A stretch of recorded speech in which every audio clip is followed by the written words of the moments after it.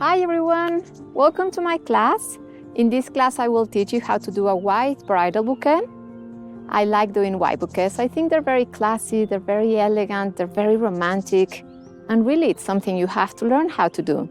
For this bouquet, I will teach you a different technique than the one we use for the hand-tied, and I want you to practice both. At the end, you have to choose the one that allows you to work more relaxed, more comfortable.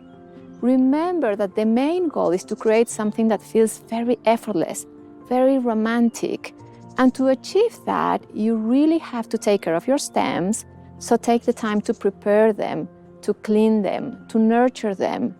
Allow each flower to have its own space to breathe is really important. And really take the time to observe the blooms and let the flowers guide you when you are arranging. And when you place them in your hand, really be kind to them. This is what I call the heartfelt floristry. And believe me, if you practice this technique, the result will always be beautiful. So let's start our class. So before we start, let me guide you through my flower selection. I wanted to choose flowers that are very easy to find in any market. Actually, everything that we have here comes from the local market in the city, except from this Japanese anemone that we have here, which is really beautiful, and also the white clematis, which is also something you can find around here. But the rest really is from the market. And the main idea of this class is that you start practicing with flowers that you have easy access to. Let me guide you. So we have Japanese anemone. This one grows here in my garden. We have white tulips. This one grows, a local grower, I think, he's 2 hours away from here, and he grows tulips. We have white stock, matiola, and this is going to be the bed of our bouquet. We also have yarrow, achillea, which I really love and I always try to use. We have white ranunculus, which are the easiest ones to find here in the market in Mexico.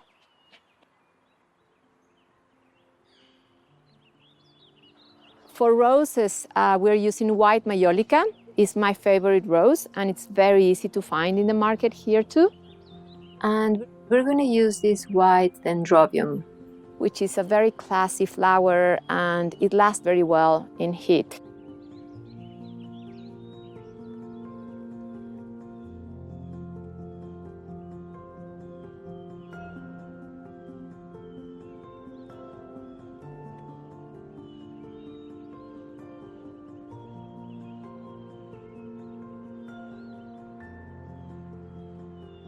So you're going to start with your foliage, and what you're going to do is you're going to hold your foliage, trying to define the shape. Remember that you never use foliage in a mechanic way, but foliage is the one that guides your shape.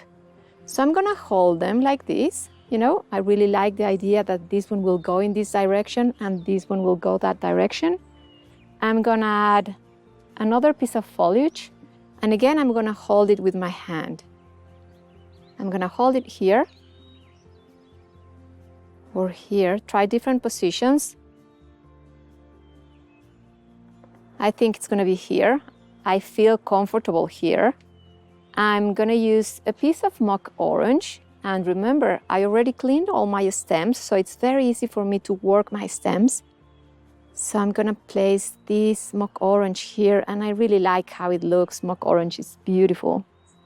And I'm going to grab another piece of mock orange, and I'm going to hold it in the other direction, just like that. No? So what I'm doing is trying to define the shape. So the next thing that we're going to do, and you already know that because you did the other bouquet, is we're going to do the bed. The bed is the base flowers.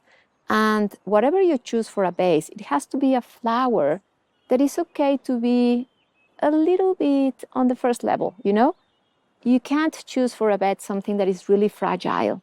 So we're going to use for our bed this beautiful yarrow. You know, I always use yarrow as my bed in my arrangements.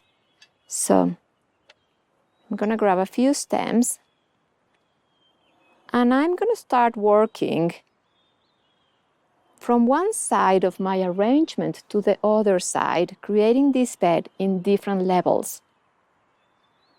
So it's as simple as just grabbing different pieces and allow them to have their own space to breathe. Because even when this is a bed, this is the layer, the first layer of your bouquet, you want these flowers to be okay, to be happy in your bouquet.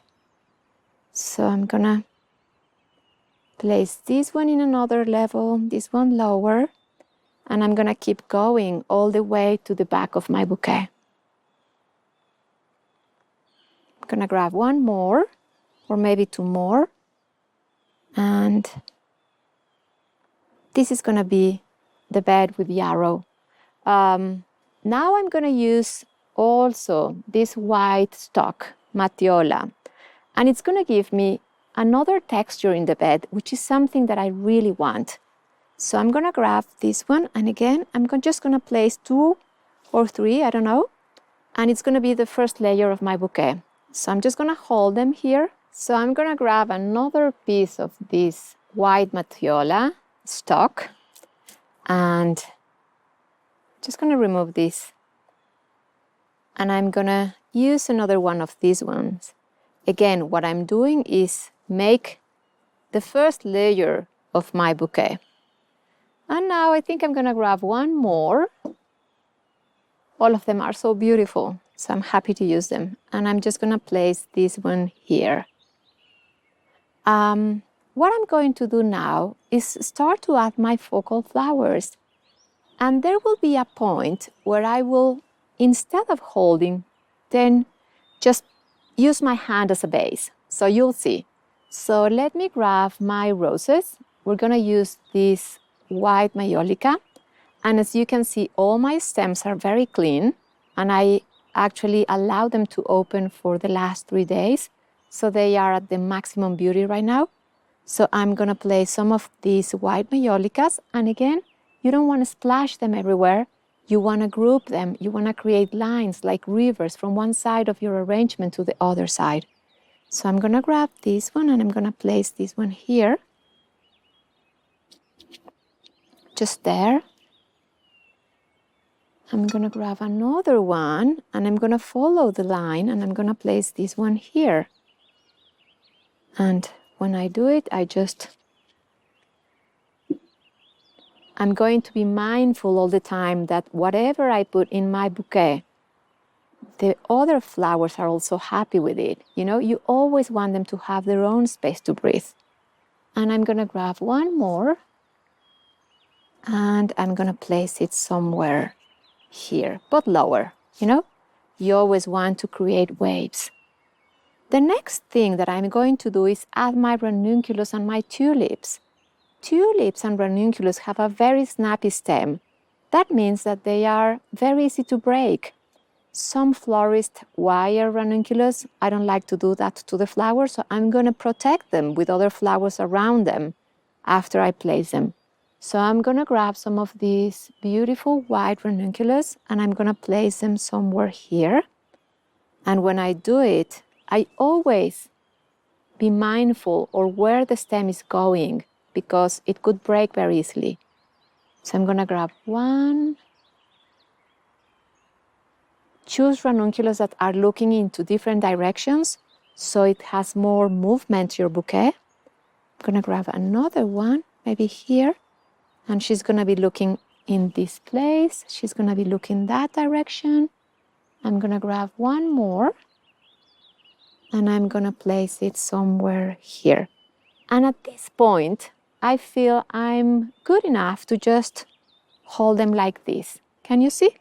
Now I'm just not squishing, I'm using my hand as if it was my vessel. And that will allow me to move the things that I want to move, to rearrange whatever I need to rearrange. So I'm gonna keep going with this, and when I do that, I think I'm gonna rearrange this clematis. And I do it gently, and I'm gonna place it somewhere here, because I'd rather have this movement. And I'm gonna lift some of the things that I need to lift. Now I'm gonna add some of my tulips, and then I'm going to protect them with another flower that has a less snappy stem. So How pretty is this one? I like tulips when they are opening, and especially these white tulips have this very buttery center that is very, very beautiful. So I'm gonna grab 3 of these tulips. 1, 2, and another one. I want one that is more open. Let me choose this one. And 3. And I'm just gonna make sure that each one of them have their own space to breathe. I keep going and going about that, but that's the only way you will achieve an arrangement that looks very soft, very romantic. So let's keep going. And I think I'm gonna move this one actually a little bit. And I chose to do that because I think I want to keep my bouquet very white, and this mock orange has a little woody stem. So I want the color to be a little bit more white pristine. So I'm just gonna place them here so that I can see more the face of this mock orange. So this is how it's going right now. So I want to also add some of this dendrobium. I really like white dendrobium, and it's this type of flower that you can use if you work in very hot conditions. I think it's gonna last. And you just have to really process it and allow it to drink for at least maybe 1 day, you know? So let me add this cymbidium, and I think this one is a very beautiful stem. So I'm just gonna hold it here.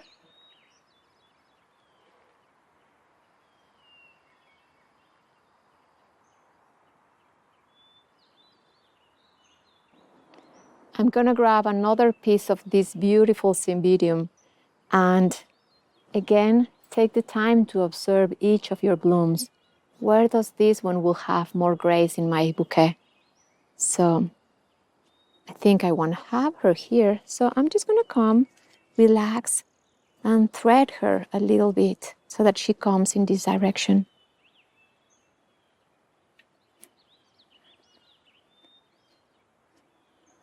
I really like how this white cymbidium adds movement here. So I'm just gonna leave it there.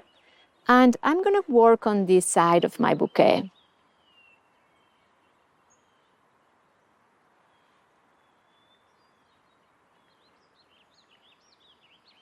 I'm going to choose some roses here because remember that I have my tulips and my ranunculus there, and I want to protect them. So I'm gonna use this rose. And what this rose is gonna do is that if I were to tape my bouquet right now, it will protect the stem, you know, so of the tulips and the ranunculus. So I'm gonna grab a few of them to really protect the stems there. And I'm gonna grab one quite low because I need to fill this space here. And that one looks really good there. So the same as you saw in the other arrangements, there is a moment where you start adding movement. And this is what we're gonna do right now. So I'm gonna add some of my white Japanese anemone. And I'm gonna choose maybe this one because I think this one will give me the right movement that I'm looking on this part. Remember, I like bouquets that are always having this kind of curvy shape, you know? So I don't want them to look round. I don't want them to look flat. I want them to have this kind of flow. So this anemone here will allow me to have that sense of coming down and then up again. I'm gonna grab one more or different mores, but I'm always gonna make sure that I place them looking to different places. So take the time to look at the stem. This one is a very good stem because it's actually something that I can place here and go quite out and quite high. And let me see, I think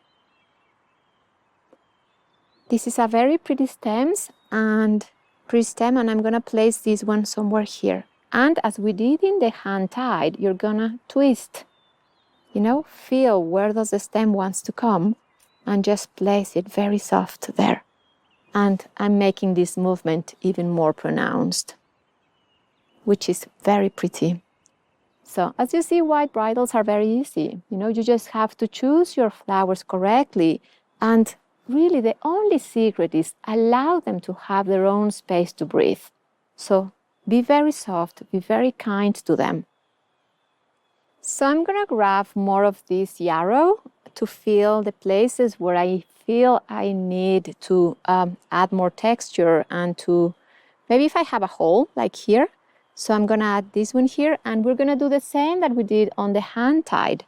We're just going to twist and very gently let the flower stay here, okay? So now what we're going to do is keep adding movement, texture. So it's all about making this bouquet look really lush, very romantic, very soft, but very lush. So I'm going to add some of these very curvy tulips. I think they're incredibly beautiful now. I love when they do this type of, curve. I think they look insane, and they will really add movement to your bouquet.